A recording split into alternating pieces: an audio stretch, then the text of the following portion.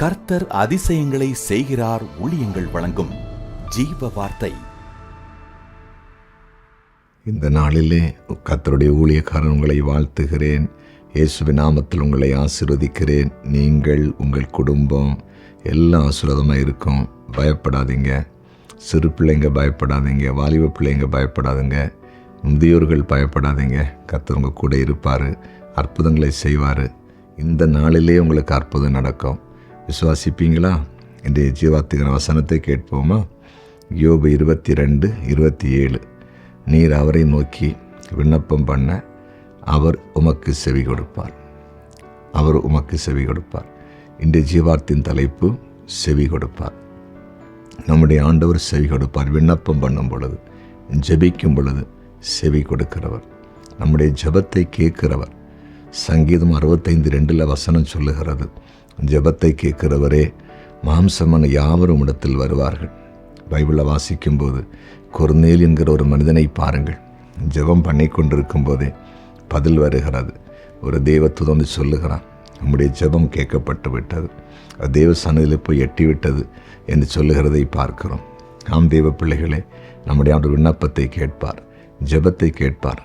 எசேக்கியா, நான் உமக்கு முன்பாய் உண்மையும் செம்மையுமானதை செய்தல் என்பதை நினைத்தருளும் என்று விண்ணப்பம் பண்ண போது, ஜெபித்த பொழுது அந்த ஜெபத்துக்கு செவி கொடுத்து 15 வருட ஆயுசு நாட்களை ஆண்டு கூட்டி கொடுத்தார். இன்றைக்கு உங்களோடு கூட பேசி கொண்டிருக்கிறார். என்ன காரியத்துக்காக ஜெபித்து கொண்டிருக்கீங்க? என்ன காரியத்துக்காக விண்ணப்பம் பண்ணி கொண்டிருக்கீங்க? பிள்ளைகளுடைய சுகத்துக்காகவா? குடும்பத்தின் சமாதானத்துக்காகவா? குடும்பத்தில் வேலை வாய்ப்புக்காகவா? கடன் பிரச்சனை மாறுவதற்காகவா? வீடு கட்டுவதற்காகவா? நல்ல தொழில் அமைவதற்காகவா? எதற்காக ஜெபித்து கொண்டிருக்கிறீர்கள்? அந்த ஜெபம் இன்றைக்கே கேட்கப்படுகிறது.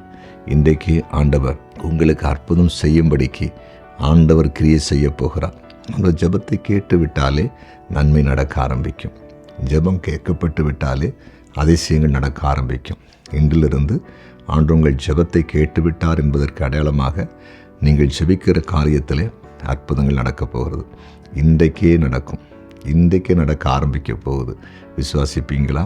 அதற்காக நான் கர்த்தரை நோக்கி உங்களுக்காக மன்றாடப் போகிறேன். என்னுடன் இந்த ஜெபம் பண்ணுவீங்களா? ஜெபிப்போமா? ஜெபிக்கலாம். ஆமாண்டவரே, விண்ணப்பம் பண்ணும்போது செவி கொடுக்கிற எங்கள் அன்பு தெய்வமே, இதோ அடியனோடு கூட உங்களுடைய வார்த்தையை கேட்டு இப்போது ஜெபிக்கிற ஒவ்வொருவரையும் கண்ணோக்கி பாரும். அதிசயம் நடக்கட்டும். என்னென்ன காரியத்திற்காக இப்போது ஜெபிக்கிறார்களோ அந்த காரியத்தில் இன்றைக்கு அற்புதம் நடக்கட்டும் என்று ஜெபிக்கிறோம். ஜீவனுள்ள சாட்சிகளை ஆண்டவர் எழுப்பி தரும்படியாய் உம்முடைய ஊழியக்காரன் மன்றாடி ஜெபிக்கிறேன். தகப்பனே, குறிப்பாய் இன்றைக்கு பிறந்தநாளை காண்கிற ஒவ்வொருவரையும் உம்முடைய ஊழியக்காரன் ஆசீர்வதித்து ஜெபிக்கிறேன். திருமண நாளை காண்கிற ஒவ்வொரு குடும்பத்தையும் வாழ்த்தி ஆசீர்வதிக்கிறேன். குறிப்பாய் வியாதிப்பட்டவர்களை சுகமாக்குங்க. பயத்தில் இருக்கிற மக்களை விடுதலையாக்குங்கப்பா. இந்த நாளில் குறிப்பாய் கமாண்டில் ஜெப குறிப்பு அநேகர் அனுப்புகிறாங்கப்பா. அனுப்புகிறதை கண்ணோக்கி பாரும். ஆண்டவருடைய கிரியை வெளிப்படட்டும். நீங்கள் அற்புதம் செய்வீங்க என்று நம்பிதானே ஜெப குறிப்பு அனுப்புகிறாங்க.